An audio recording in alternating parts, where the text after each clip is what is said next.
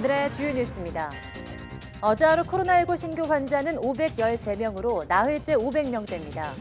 내일 사회적 거리두기 조정안 발표를 앞두고 정세균 총리는 새로운 방역 대책이 3차 유행에서 최종 승패를 좌우할 것이라고 말했습니다.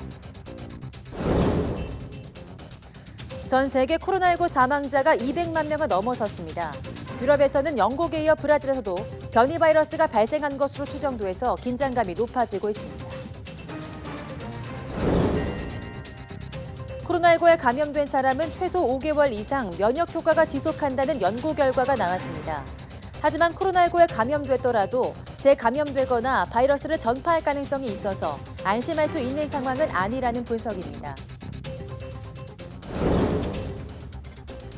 백신 선점 경쟁이 갈수록 치열해지는 가운데 개발도상국들이 중국산 백신을 구매해 접종하기 시작했습니다.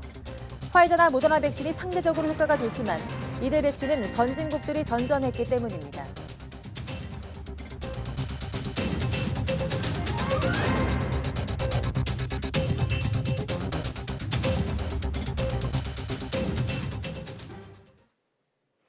여러분 안녕하십니까? 1월 15일 사이언스 투데이입니다.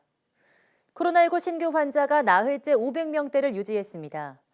중앙방역대책본부는 오늘 0시 기준 국내 확진자가 513명이고 누적 7만 1,241명이라고 밝혔습니다.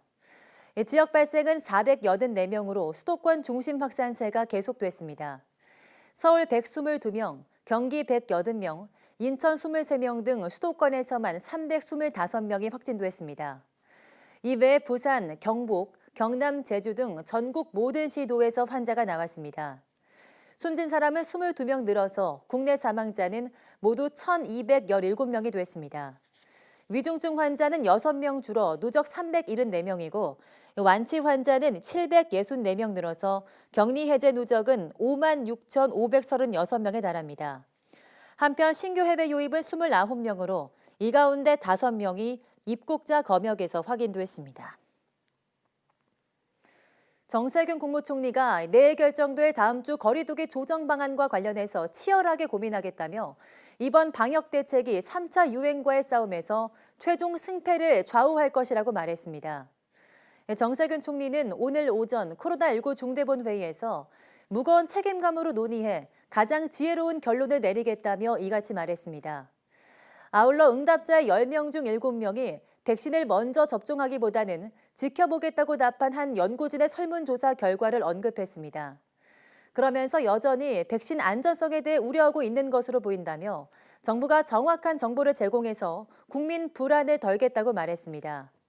다만 최근 백신이 우리 몸의 유전자를 변형시키거나 정부가 국민을 감시한다는 등 터무니없는 주장이 떠돌고 있다며 근거 없는 허위 조작 정보에 대한 유포 행위는 엄중히 대처하겠다고 경고했습니다.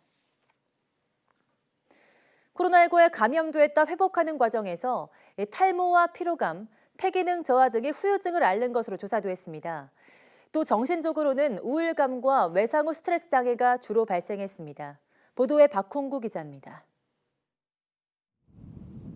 지난해 1월 20일 첫 환자가 발생한 이후 국내에서는 지금까지 7만 명이 넘는 코로나19 확진자가 나왔습니다. 정부는 이들 가운데 치료를 마친 40명을 대상으로 3개월마다 검진과 설문조사를 하는 등 후유증에 대한 연구를 해왔습니다. 그 결과 이들에게서 탈모와 숨이 차는 증상 등의 후유증이 나타났습니다. 먼저 3개월이 지난 시점에서는 탈모와 운동 시 숨이 찬 증상이 상대적으로 많았고 6개월이 지난 시점에서는 피로감이 상대적으로 높게 나타나는 경향을 보였습니다. 일부 환자에게서는 폐기능 저하가 나타났는데 시간이 지나면서 회복되는 양상을 보였습니다. 초기에 많이 나타나는 폐렴 증상은 6개월이 지난 시점에 대부분 호전됐습니다. 하지만 일부 환자는 폐가 딱딱해지고 기능이 떨어지는 섬유화 현상도 발생했습니다. 폐기능 저하는 60세 이상의 고령자 또는 중증이었던 환자에게서 높은 경향을 나타냈습니다. 정신적 후유증도 만만치 않았습니다.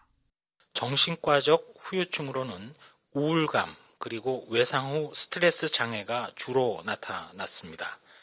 시간이 흐름에 따라 우울감은 감소된 대신 외상 후 스트레스 장애가 증가하는 경향을 보였습니다. 정부는 외국에서도 코로나19 후유증 조사를 벌여 근육 약화나 수면 장애 등의 증세를 보고했다며 외국 상황까지 모니터하면서 조사를 심층 진행하겠다고 밝혔습니다. YTN 박홍구입니다. 국산 코로나19 치료제 임상시험 결과가 잇따라 발표되면서 토종 치료제 등장에 대한 기대감이 높아지고 있습니다. 마냥 낙관적일 순 없지만 정부는 백신 도입과 국산 치료제를 통해서 코로나19의 터널을 빠져나올 수 있을 것으로 기대하고 있습니다. 이동우 기자입니다. 코로나19 치료제의 임상시험 결과를 제일 먼저 공개한 제약사는 셀트리온입니다. 셀트리온의 레킬로나주는 경증과 중등증 코로나19 환자를 대상으로 임상 2상을 벌인 결과 중증 환자 발생률은 물론 회복까지 걸리는 시간을 크게 낮췄다고 발표했습니다. 정부는 심사 결과 치료 효과가 확인될 경우 임상 3상 결과를 제출하는 조건으로 품목 허가를 하겠다는 입장입니다. 필요할 경우 고연령, 고위험 환자에게 투여하는 방안도 강구 중입니다. 국립감염병연구소는 식약처 승인 전이라도 의료인이 필요하다고 판단하는 경우 고연령, 고위험 환자들에게 치료제를 투여하는 방안에 대해 식약처와 협의 후 대한감염학회를 통해 연구자 임상시험 수요를 조사하였습니다. 업계 안팎에서는 늦어도 다음 달 초에는 식약처의 품목 허가가 나올 것으로 예상하고 있습니다. 하지만 전문가들은 치료 효과를 아직 확신할 수 없다고 지적합니다. 지금 현재 평가된 데이터는 임상 이상 데이터입니다. 임상 이상 데이터이기 때문에 저희가 지금 치료 효과를 완전하게 지금 알기 어려운 부분들이 꽤 있거든요.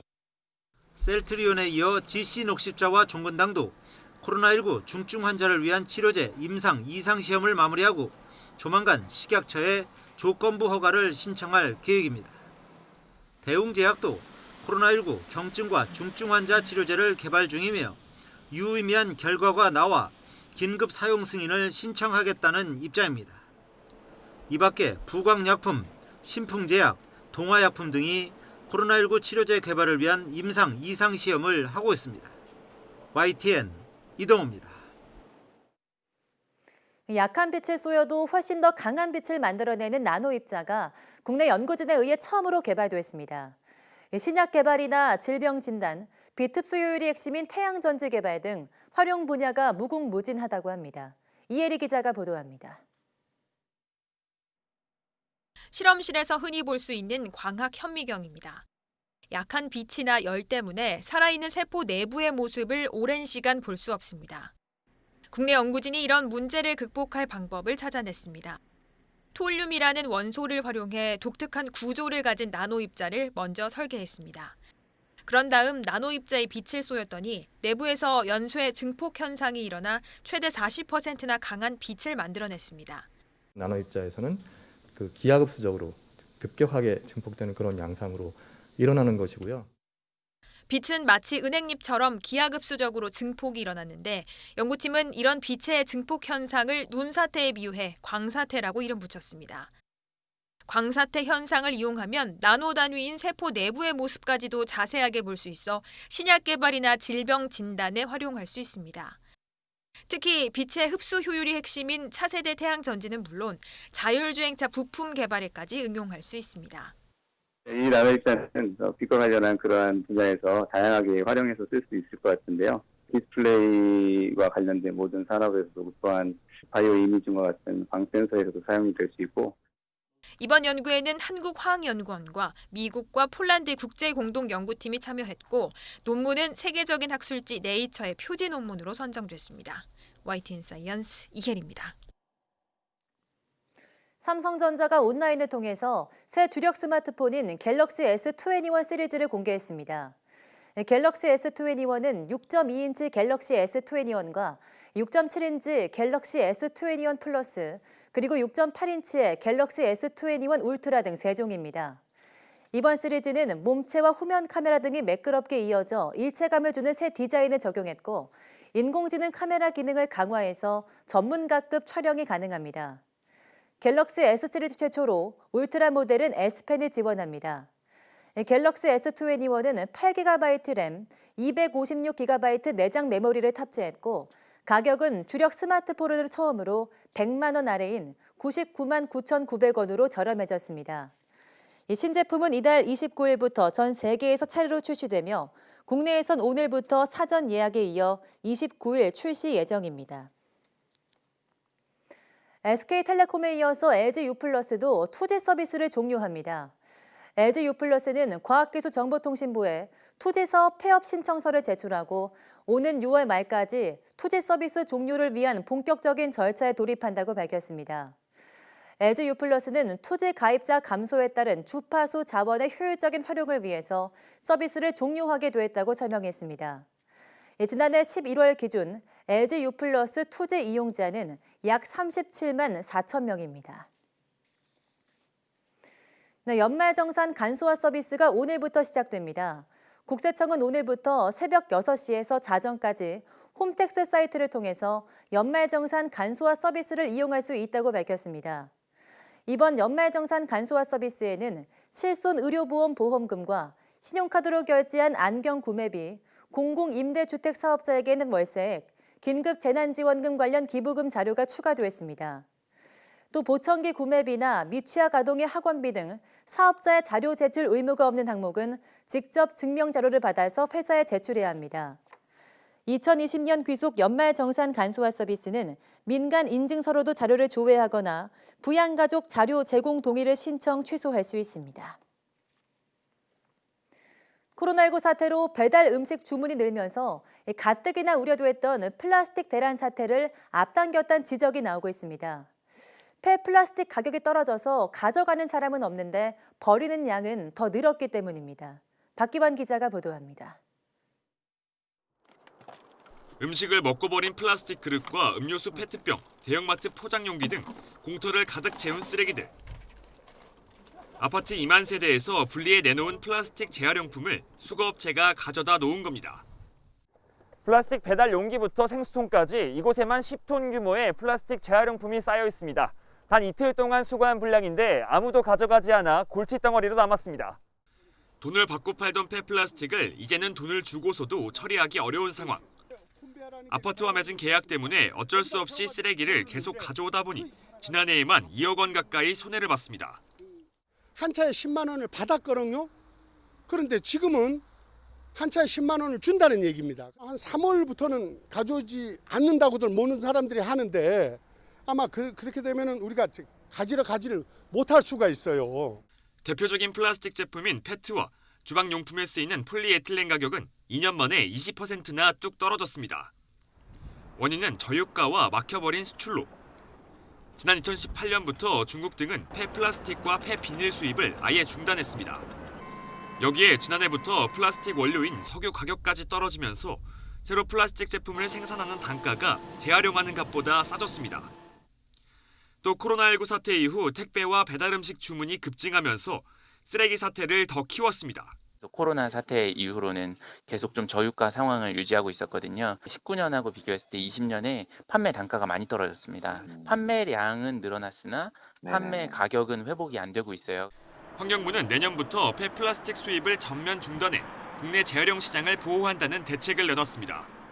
하지만 편리하게 사용하고 버리는 플라스틱을 근본적으로 줄이지 못한다면 결국 자기 집 앞이 쓰레기로 뒤덮이는 플라스틱 대란을 앞당길 수밖에 없습니다. YTN 박기환입니다.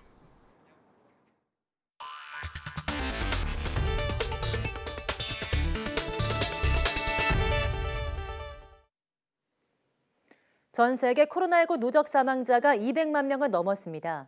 국제통계 사이트 월드오미터 집계를 보면 우리 시간 오전 8시 45분 현재 전 세계에서 코로나19로 사망한 사람은 200만 453명입니다. 사망자가 가장 많은 나라는 미국으로 월드오미터 집계 기준 39만 7천여 명입니다. 브라질이 20만 7천여 명으로 뒤를 잇고 인도 15만 1천여 명, 멕시코 13만 6천여 명, 영국이 8만 6천여 명 순입니다. 코로나19의 전 세계 누적 확진자 수는 현재 9,345만 8천여 명으로 조만간 1억 명 선을 넘을 것으로 보입니다. 미국에서 코로나19로 인한 사망자가 최고 수준을 보이고 있는 가운데 캘리포니아 애리조나주가 이를 이끌고 있다고 일간 뉴욕타임스가 현지 시간 14일 보도했습니다.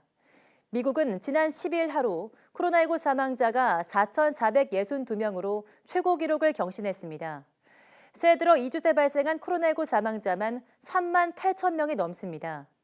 미 질병통제예방센터는 여러 기관의 코로나19 예측 모델을 취합해 내놓는 전망에서 앞으로 약 3주 동안 9만 2천 명이 코로나19로 추가로 사망할 것이라고 예상했습니다.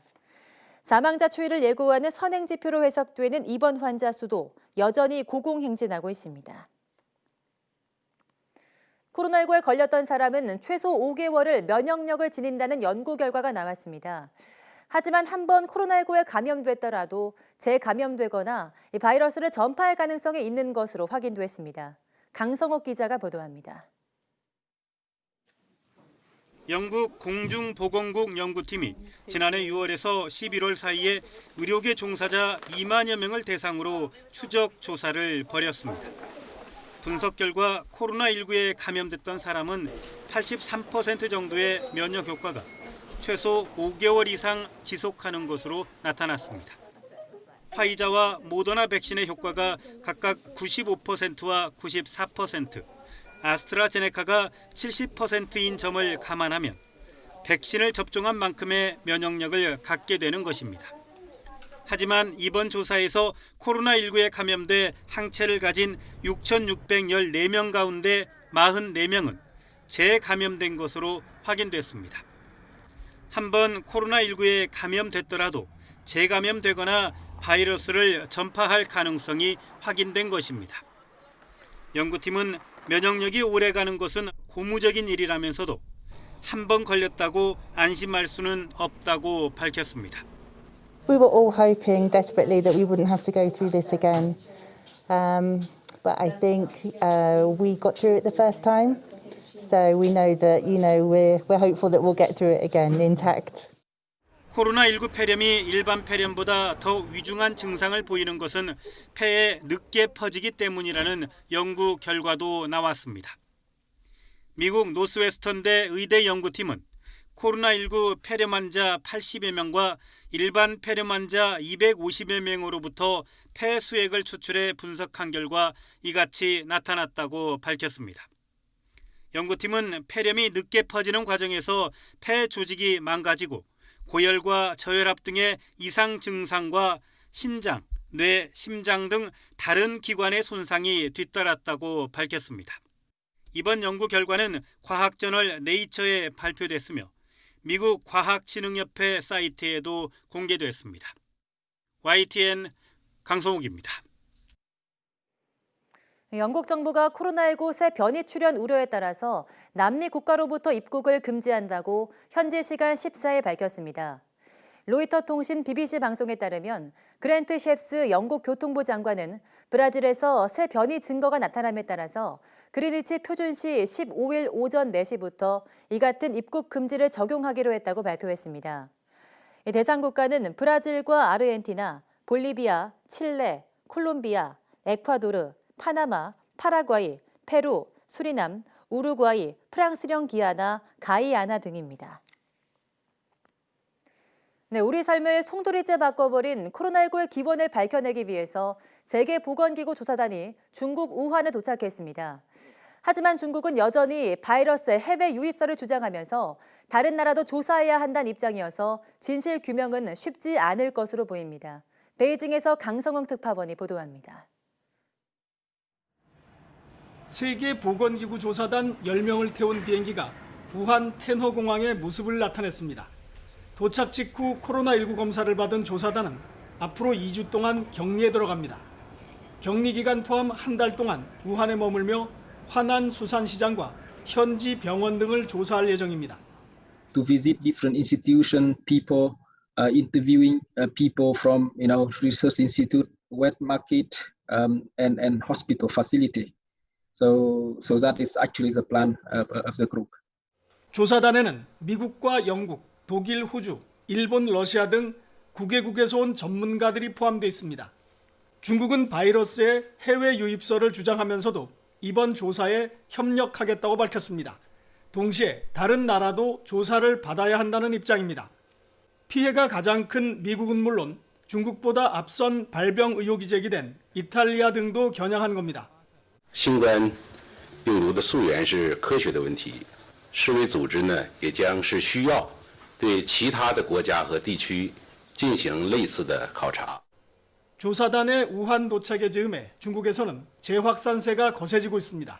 수도권 허베이에서 약 8개월 만에 사망자가 나왔고 확진자도 연일 100명 넘게 발생하고 있습니다.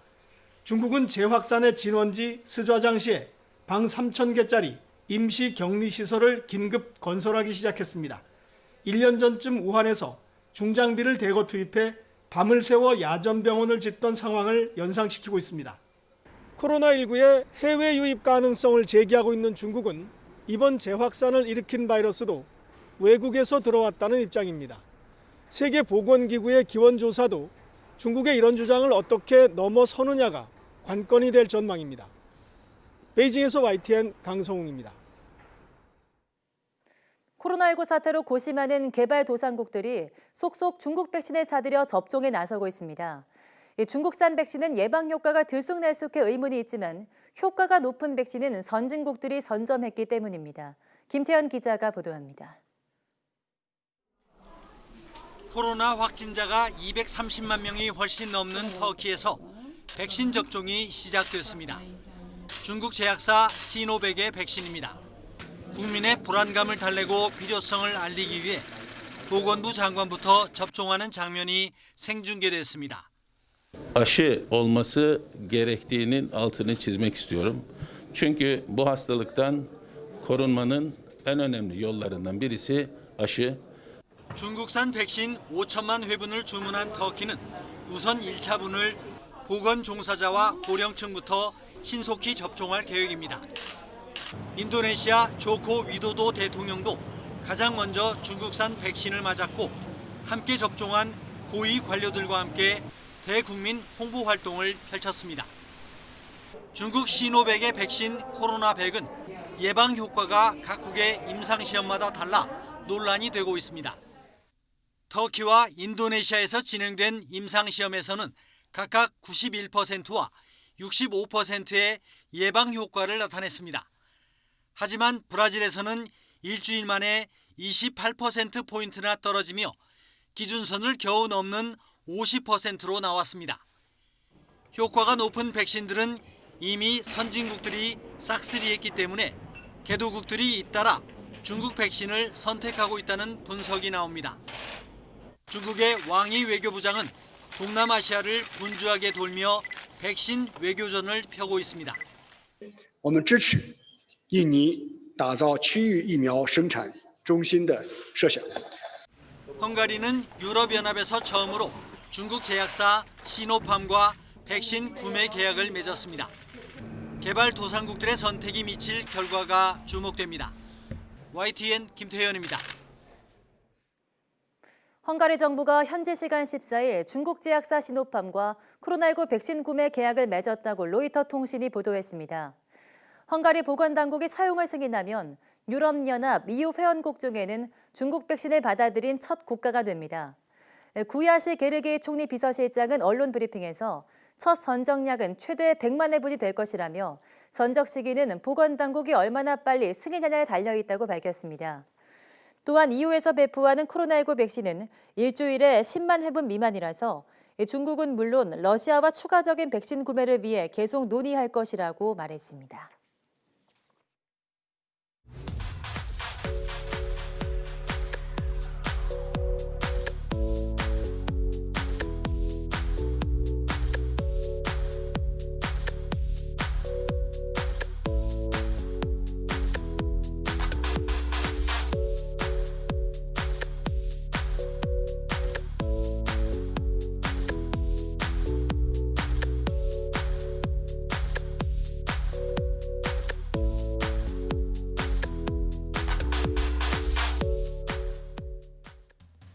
네, 노화란 누구에게나 찾아오는 자연스러운 현상인데요. 피부에 탄력이 떨어지고 시력이 저하되는 등 우리가 직접 보고 느껴지는 현상도 있지만 눈에 보이지 않는 세포 속 DNA의 끝부분, 바로 텔로미어도 노화가 진행될수록 짧아진다고 합니다. 오늘 오후 사이언스투데이 궁금한 S에서는 노화의 비밀 열쇠라고 불리는 텔로미어에 대해서 알아보겠습니다. 많은 시청 바랍니다. 함께해 주신 여러분 고맙습니다.